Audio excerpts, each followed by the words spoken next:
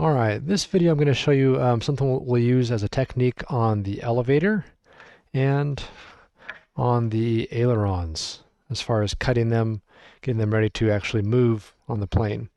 Okay, so I've got this camera here is changed a little bit angle. You can see my super sweet meow shirt. It's got some cat owls on it, right? Meow, get it? All right. But I'm going to try to show you on the side of the table here a little bit better how this process should work. Okay. Make this video a little bit bigger for this section of the clip. There we go. Hopefully you can see that okay. All right, so when we have these pieces like this, the elevator piece and the aileron pieces, okay, there's going to be, let's see if I can get this here. There's going to be a couple different lines. Come on, focus. Focus on what I want. There we go. We got two different lines. Basically the wings over here and the ailerons over here, and there's two different lines, right? So the line that's basically further in towards the surface, the wing, okay, or in this case, the line that is closer to the bigger side of the elevator, if that makes sense. So the one that's on this side, not the one on the actual elevator, but the one that's, I guess, closer to the surface it attaches to, if that makes sense. Think of it as the line that's further away from the control surface. So if this is the control surface, the elevator, the line that's further away from that. This is the aileron. We have the line that's further away from the aileron. So this inner line here. We're going to take that on both the ailerons and the elevator. It's all the same process on these three things. We're going to take that and we're going to kind of crack it on that inner line. Okay. The inner line is a little bit darker typically on the laser cut, but if you can't tell the difference, it's just the inner line. So we're going to crack it right there on the inner line. Okay. And this is going to be our aileron, but you notice it can only move one way right now. It can only move, up. It can't move down because the foam's in the way. So this process I'm going to show you is how to allow it to move both ways. Okay, on the elevator, I've already done this process, so we can see here the elevator can move up and down. You say, well, how'd you do that, Duke? So the way we do that, let's see if we can get this to focus here. I'm going to have to do some finagling. Maybe I'll show you on the dot cam. That might be a little bit easier. Yeah, let's do that real quick. Okay. So on the dot cam, we see right here that little 90 degree, or not 90 degree, 45 degrees, sorry, 45 degree cut right there, right? Kind of see with my hands behind it a little bit easier. So it's not, there's been some foam removed, okay? And this process of beveling the foam is probably one of the most tricky things you might do. Luckily, there's a couple different ways you can do it where you don't have to make it so tricky, okay? I'm going to show you the different ways you can do that. So what we do is we take the surface and we flex it over like this, okay? And then before, mine's already cut, but you'd have it sticking out there. So I'm going to show you on the aileron. If I can get the aileron under the dot cam, I'm not sure if I can. It's kind of too tall. Yeah, I can't get it under the dot cam. Sorry, we'll have to use this one. Okay, but we'll go ahead and bring this back down. So you're going to take the foam after you break that innermost line. You're going to fold it over, and then you're going to take, if you would choose, a razor blade. You can use a bare blade like this. Or, of course, you can use one that has a handle on it, which I have one over here, okay? And you're going to make sure you have a nice sharp point of the blade. If it's dull, it's going to just look horrible. Get a sharp portion of the blade if you need to extend it further, or break the blade off so it's a sharp spot, or get a new blade. I have plenty of blades, so we can do that, okay?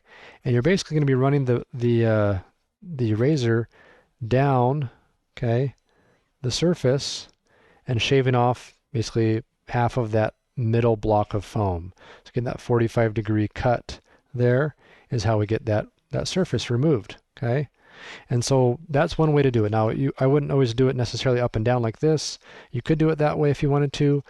Some people will pull it towards themselves. Everyone's like, don't pull a knife toward yourself. We're adults, so we can choose, I guess.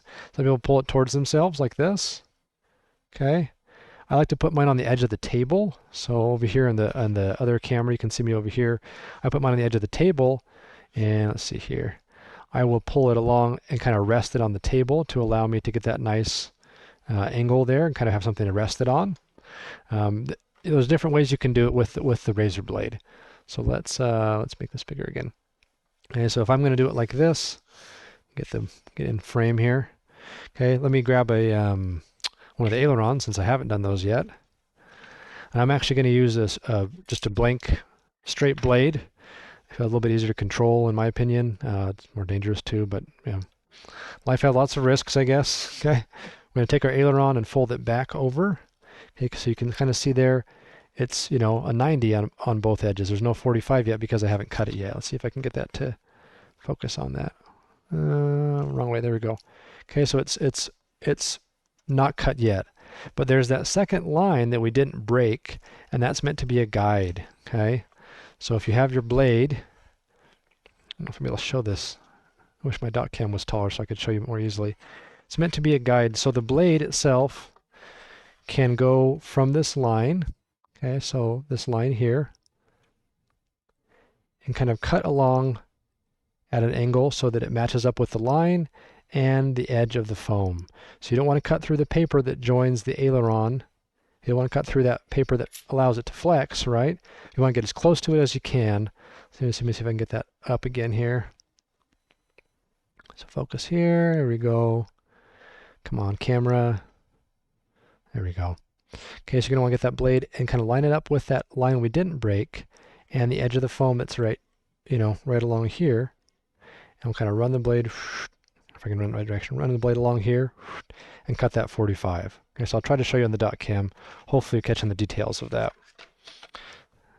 Let's see, so I'll fold it over. Let's see if I can scoot it back enough here to actually get it into the view of the camera. Maybe, maybe not.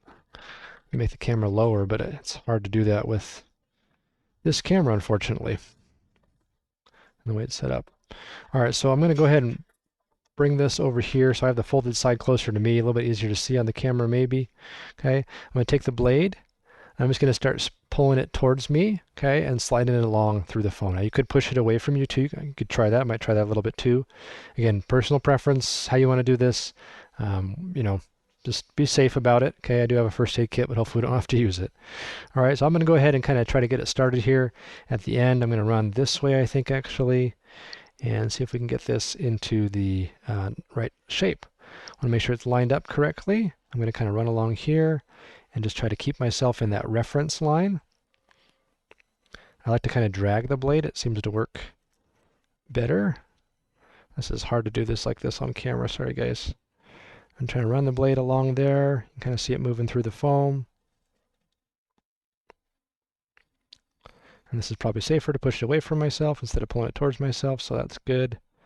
Safety is good. Okay. And then I got to kind of finish it out at the end there. There we go. Okay. I'm probably going to go over that again and kind of fine tune it, but let's see if we can see the results. There we go. Okay, so see I got that little bevel right there. It's not a 90 anymore. It's like a close to a 45 or so. And now when we move the aileron, okay, we can move it in that direction and in this direction. And I wish I could control the focus on this better. There we go. It can move it in both directions. It can move this way, and it can move this way, of course, where it can move from the beginning. But now we can move it that way because I removed some of that foam. Okay. So that's how you want to do it. Now I would go over this again with a razor some more and get it real fine-tuned. I didn't quite get lined up with the reference line there, so I could take a little more foam off if I wanted to. Okay, so you can do it that way with the razor blade, just like that. You can also, okay, do something similar to what we did with the pod here.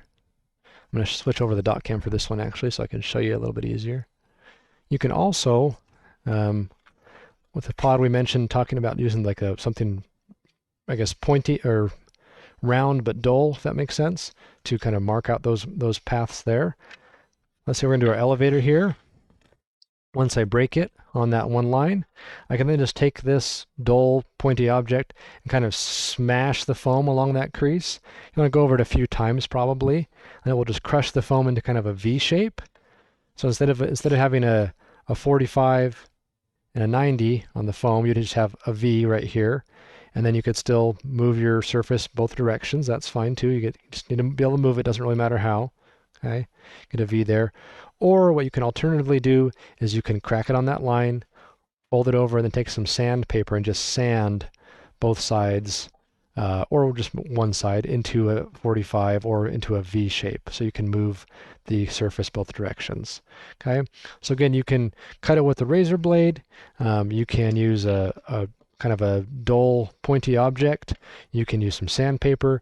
The point is you need to get your surfaces on your elevator and both of your ailerons, okay, one on each side, into that ability to move both ways. That's going to be important for them to control the airplane, okay? Excuse me. So once you've done that, basically all your pieces at that point are pretty much prepped to be used to assemble the plane. There's not much else you have to do as far as cutting or anything like that to get the plane ready. And so we'll break the video right here for the next segment.